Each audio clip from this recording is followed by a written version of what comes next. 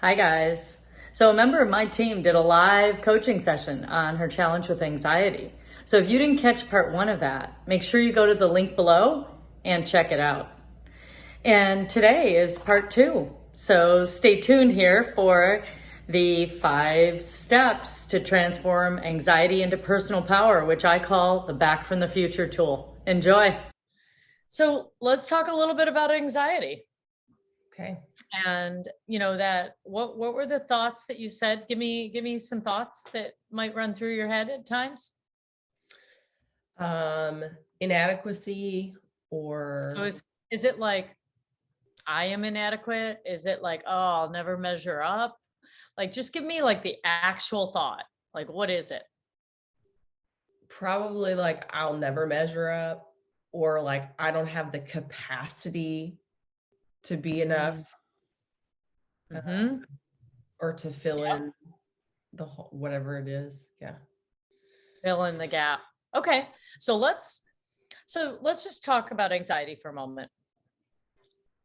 There's two kinds of anxiety. There's acute anxiety, whereas like in this moment, somebody is panicked and not really able to think about anything else. They're kind of at a, there's like, oh, a little bit of self-doubt that might translate into worry. Mhm. If it gets a little more intense, it might be nervous and anxious, and then it might turn into full-blown anxiety, right? And panic, all the way to paralysis.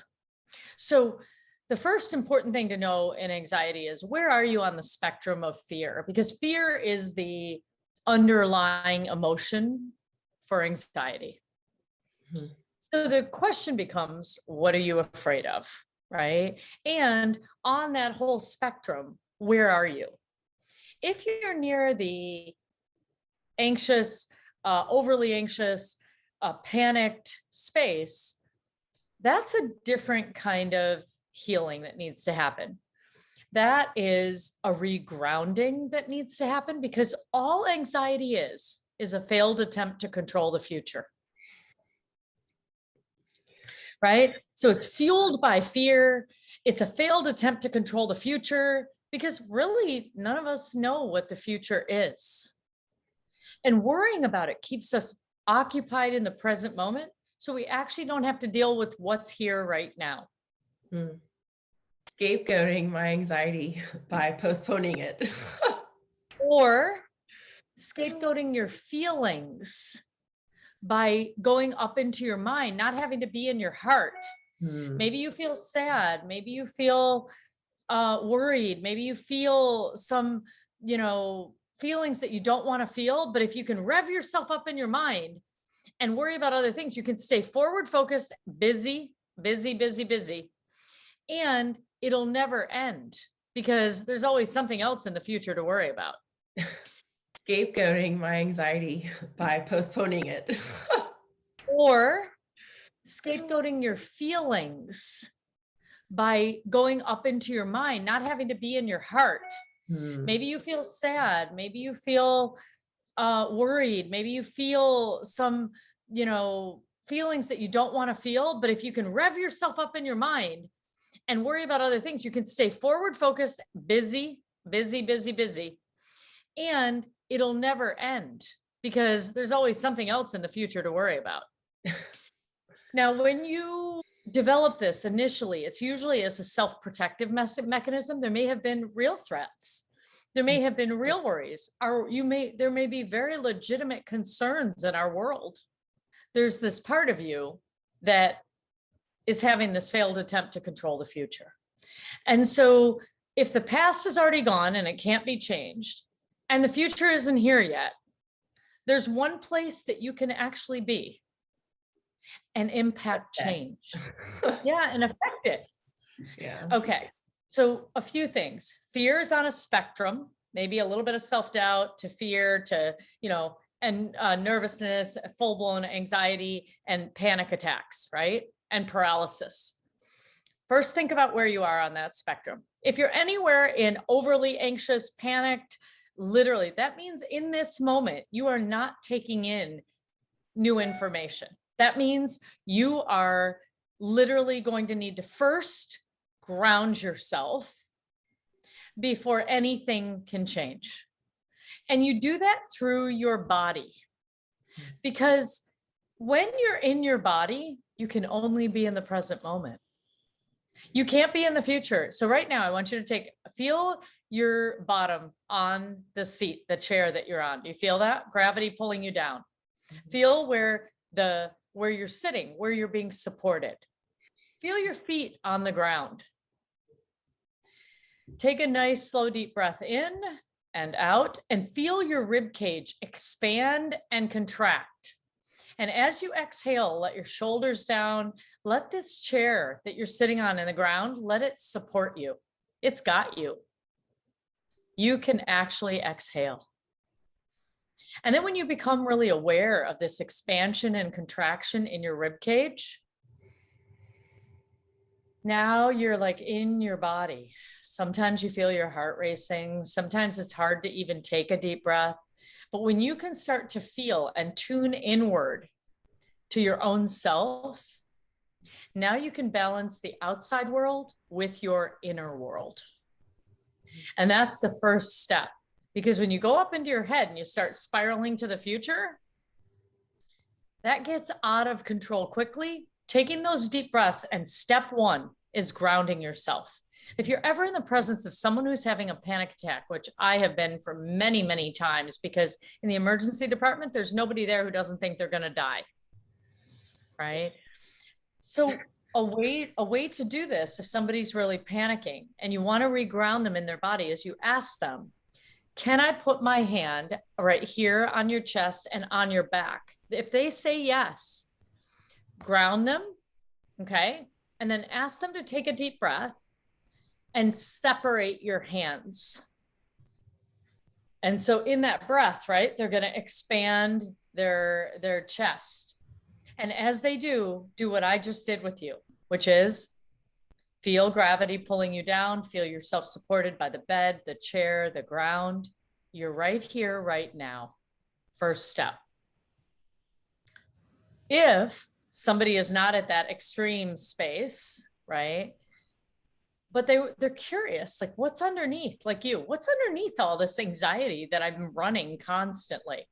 Well, you want to first have what I'm most afraid of is, so you're going to name that fear. So give me a line. What I'm most afraid of is disappointing people.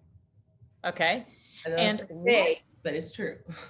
Okay. So disappointing people. So first of all, I want you to know there's like a lot of people. So there's a lot of people you could disappoint. Okay. There's so many of them. Some endless possibilities there. Endless possibilities, almost like anxiety. I could worry about what's going to happen tomorrow, next week, right? Like, right. So there's good news and bad news in that. It's good that you're really empathic. You care about other people. The bad news is sometimes you have to disappoint other people to be true to yourself. And sometimes you have to say, I have a lived experience and I have an inner knowing. This is the next step of my journey. And when you have a stronger knowing than you do a fear of discord, you will move forward. Okay. So step one, ground yourself in your body in the present moment. Step two, name that fear. What I'm most afraid of is, what if, blah, blah, blah, blah, blah, whatever it is, right? So yours is, what I'm most afraid of is disappointing others. Okay. Number three, it's time to expand your perspective. Okay. So now we're going to challenge your limiting beliefs here. Okay. Right here, right now, not someday in the future. Okay. Right here, right now. Who are you disappointing? Tell me. Name all the people you're disappointing right now. All of them. At this moment, no one, I don't think. Okay. So that's interesting, because when I bring all those fears from like way out and we don't know where, right here to the present moment, number one, you're grounded in your body. Can you feel that you're grounded now? You're more grounded. Okay.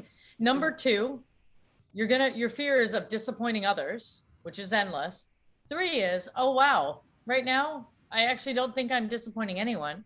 So if in the current moment you spend your time worried about disappointing others, you miss the peace and joy right now of knowing that in fact, you have this blissful space in your life where there is joy, there is satisfaction. You like what you're doing, you're learning, you're growing, right? You're building, you're creating. So you're missing the opportunity for peace, joy, and satisfaction Here. because you're out in the future. It's right here. Right. And the deal is, we don't know how long this lasts, because one thing we know about life is that it can change in a moment. But wouldn't it be a shame to miss this moment right now? Yeah. Right? So then the step 4 is us coming up with, now that you know that that tape is running in your head, kind of like your favorite song on repeat, right? You know that there's this tape that's running in your head, sometimes maybe just in the background. What you want to do is you want to reprogram your thinking. So step 4 is reprogramming that thinking. And when it arises, what if I disappoint other people? You want a really short mantra, phrase, reminder, whatever it is, a little phrase that says, I am, right? So if I was afraid that I was going to get sick, let's say, I'm really afraid I might get sick, I would say, I am whole, healthy, and well, because that's what's true in this moment. So now, when in your mind it goes, wow, what if I disappoint other people? What can you say to yourself that would flip that around? That would be a short piece, right? You don't have to say it all at once. Like, it may not come out. We just need to talk through it a little bit so you can come up with something that would remind you of who you are. So what would that be? Well, I think the first thing that comes to mind is that I want to say that I'm perfectly imperfect, but I don't think that's what you're looking for. But like, it's okay to not be 100% all the time, and to show up as you are and give my best effort. Like, that's who I want to be. That's who I want to live as. And so I don't want to be afraid to make mistakes. So I want to be able to embrace the beauty of being a human, which is imperfect, right? So fantastic. So every day I grow and learn. I love that. Every day I become a truer version of me. Every day I get more opportunities to challenge myself. I am someone who learns from my mistakes and uses them to be a better version of me. Right? So I just took whatever you just said and I bottom lined it to a few phrases. Yeah. Any of those resonate with you? Absolutely. I love the grow and learn. Every day I grow and learn. I learn from my mistakes. I like that. So now we have every day I grow and learn. So what if I disappoint people? Okay, if that keeps you in a box and keeps you in bed, metaphorically, warm under your covers, all right, and physically. It's like every day I grow and learn. I wonder what I'm going to learn and grow and learn today. I wonder what today's going to bring, right? And then whenever the fear seems like it's greater than your purpose and your vision, your job is to ask yourself this question. What would self-trust and courage do now? What would self-trust and courage do now? And the reason I'm asking you that is the antidote to anxiety is self-trust. Because the only reason you have to try and figure out everything that might happen and could happen and how you might disappoint people in the world is because you don't trust yourself that if you do, you'll know what to do next. So I want to ask you, in those moments when you are worried that you're going to disappoint people, what would self-trust and courage do next? Or do now, right? move forward with confidence, and the confidence that I already spoke about, just being willing to apologize when I do make a mistake. Like I'm brave and courageous enough to do that. And I'm willing to say I don't know. Well, mostly.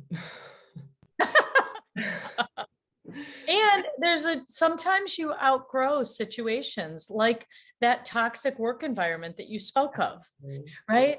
And sometimes it is time to go. And sometimes relationships are time to transition out. Right. And so there's also a space of, oh, I'll reassess here. I'll figure it out. What Right. would courage and trust do now? It would reflect on this, figure it out, and take the next steps you need to take care of you. Right. Absolutely.